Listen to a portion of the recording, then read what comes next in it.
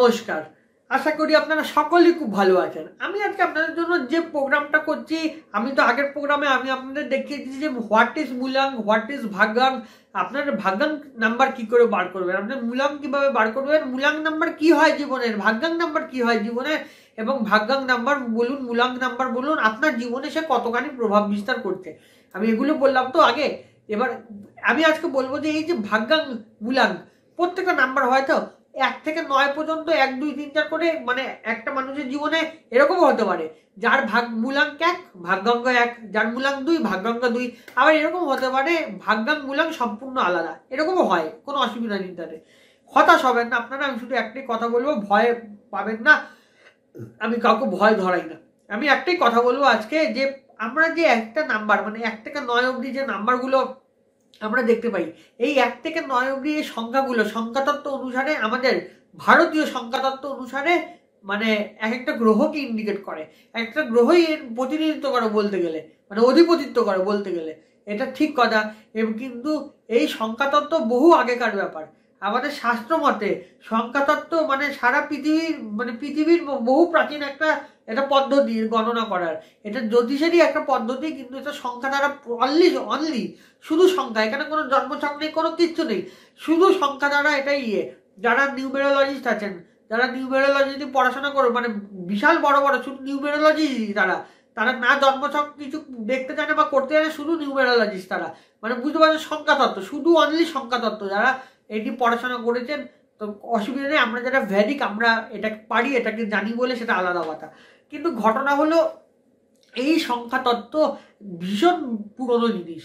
পাশ্চাত্য মানে শাস্ত্র অনুসারে, পাশ্চাত্য সংখ্যাতত্ত্ব অনুসারে এই নাম্বারগুলোর বিভাজন বিভিন্ন রকমভাবে তৈরি করা হয়েছে, এবং এই নাম্বারগুলো অধিপতিত্ব আলাদা আলাদা গ্রহ দেখা যায়, এটা ঠিক কথা। কিন্তু ভারতীয় সংখ্যাতত্ত্ব অনুসারে আমাদের এই গ্রহগুলোকে, আমাদের মানে ভারতীয় সংখ্যাতত্ত্ব জ্ঞান অনুসারে, গ্রন্থ অনুসারে এই গ্রহগুলোকে আলাদা আলাদা সমস্ত গ্রহ প্রতিনিধিত্ব করে, মানে সেগুলো পাশ্চাত্যের গ্রহের সঙ্গে মেলে না, কোনো মতেই মেলে না।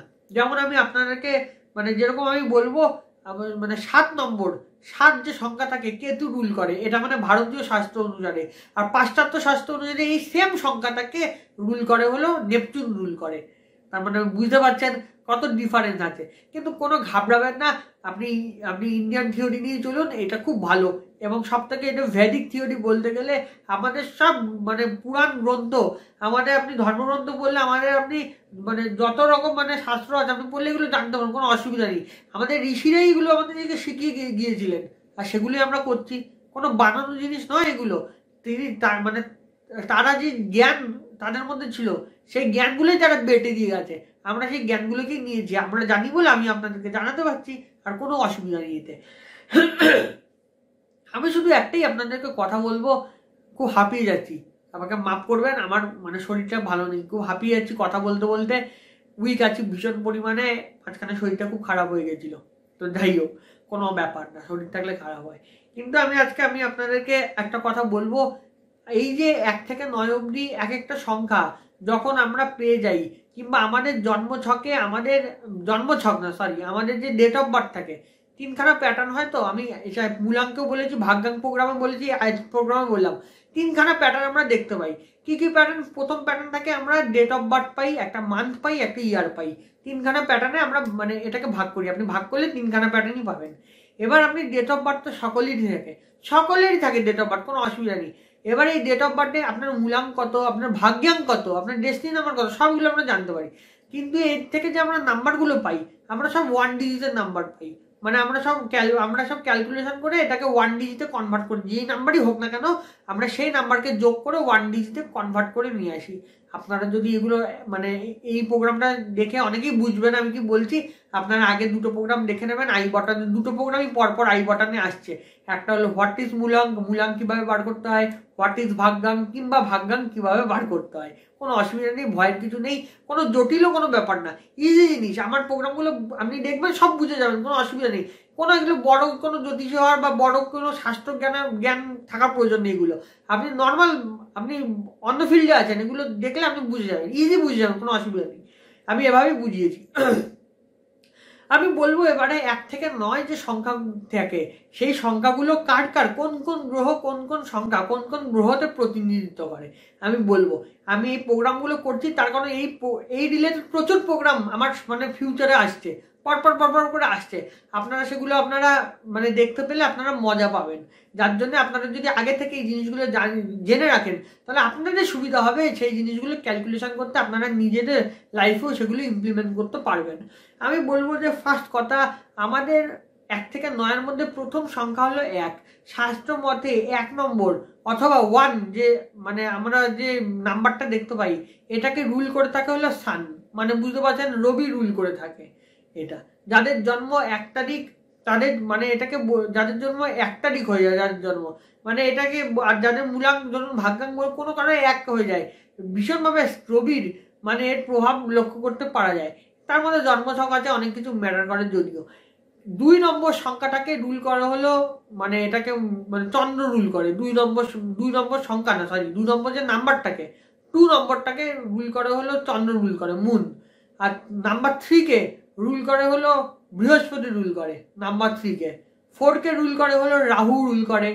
5 কে রুল করে হলো মার্কিউরি রুল করে, মানে এটা বলতে গেলে বুধ রুল করে। আর 5 এটাকে 6 হয়ে গেল আপনার শুক্র।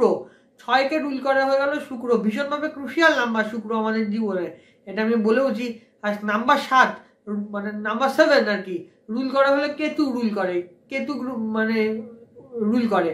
আর হয়ে গেল 8 কে রুল করে হয়ে গেল কি শনি। 8 কে ইনফিনিটি নাম্বার বলা হয়ে থাকে শাস্ত্র মতে। সংখ্যাতত্ত্ব অনুসারে নাম্বার 8 কে ভীষণভাবে গুরুত্বপূর্ণ নাম্বার হিসেবে ধরা হয়েছে এবং নাম্বার 8 কে সরাসরি মানির সঙ্গে যুক্ত করা হয়েছে।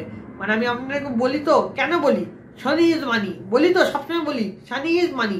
শনি মানি হলো মানি, শনি মানেই টাকা দেয়। এই 8 নাম্বার থেকে সরাসরি চীনা শাস্ত্র অনুসারে ফেংশুই শাস্ত্র অনুসারে 8 নম্বর থেকে সরাসরি যুক্ত করা হয়েছে হলো ওদের সব মানে ওরা ডিরেক্ট ফিনান্সের সঙ্গে 8 নাম্বারটাকে যুক্ত করেছে। তার মানে আপনি বুঝেই নিচ্ছেন যে ওরা মানে কত কিছু। এই 8 নাম্বারটা আমরা ভয়কে যাই, আমরা ভাবি এটা শনির নম্বর, কিন্তু ওরা মানে না। মানে ওরা 8 নম্বরটাকে ভীষণভাবে পবিত্র নাম্বার এবং এটাকে ওরা ডিরেক্টভাবে ফিনান্সিয়াল লাইনের সঙ্গে যুক্ত করেছে। মানে ওরা 8 নাম্বারটাকে মানির লাইনের সঙ্গে যুক্ত করেছে। আমাদের শাস্ত্র অনুসারে 8 নাম্বারটাকে মানে ইন্ডিয়ান থিওরি অনুযায়ী 8 নম্বরটাকে রুল করা হলো শনি রুল করে। আর 9 নম্বর তাকে রুল করা হলো মঙ্গল রুল করে। নাম্বার 9 কে রুল করা হলো মার্স, মঙ্গল, লাল গ্রহ মঙ্গল রুল করে। তার মানে আপনারা বুঝতে পারলেন, কোনো অসুবিধা নেই। এটা আপনি এই 9খানা যে আমাদের যে 9খানা সংখ্যা থাকে, 9খানা সংখ্যাকে এক একটা গ্রহ রুল করে। 9খানা সংখ্যাকে নাম্বার 1 কে রুল করে হলো সূর্য রুল করে, 2 কে রুল করে হলো মানে চন্দ্র রুল করে, 3 কে রুল করে বৃহস্পতি, 4 কে রুল করে হলো নাম্বার 4 কে রুল করে হলো রাহু, নাম্বার 5 কে রুল করে হলো বুধ, নাম্বার 6 কে রুল করে হলো শুক্র, নাম্বার 7 কে রুল করে হয়ে গেল কেতু, নাম্বার 8 কে রুল করে হয়ে গেল শনি, আর নাম্বার 9 সর্বশেষ নাম্বার 9 কে রুল করে হলো লাল গ্রহ মঙ্গল রুল করে। আপনারা বুঝে গেলেন কত সহজ জিনিস, কত ইজি জিনিস এটা। কোনো অসুবিধা নেই, আপনারা এগুলো সকলকে জানিয়ে দিন, আমার প্রোগ্রামটা শেয়ার করে দিন, আপনারাও ওয়েল উইশার হয়ে যান। কারণ সকলে দেখুক, সকলে শিখে যাক জিনিসগুলো, সকলের তলে প্রোগ্রামগুলো পরের প্রোগ্রামগুলো দেখতেও সুবিধা হবে। কোনো অসুবিধা নেই, জেনে যাবেন কি আছে, কোনো অসুবিধা নেই, নিজের জিনিসই জানতে পারবেন আপনারা। তো আপনারা সকলে ভালো থাকুন, সুস্থ থাকুন, আর প্লিজ আমার প্রোগ্রামটা সকলের কাছে আপনারা শেয়ার করে দিন। একটাই কথা বলবো, সকলে ভালো থাকুন, সুস্থ থাকুন, আবার দেখা হবে, নমস্কার।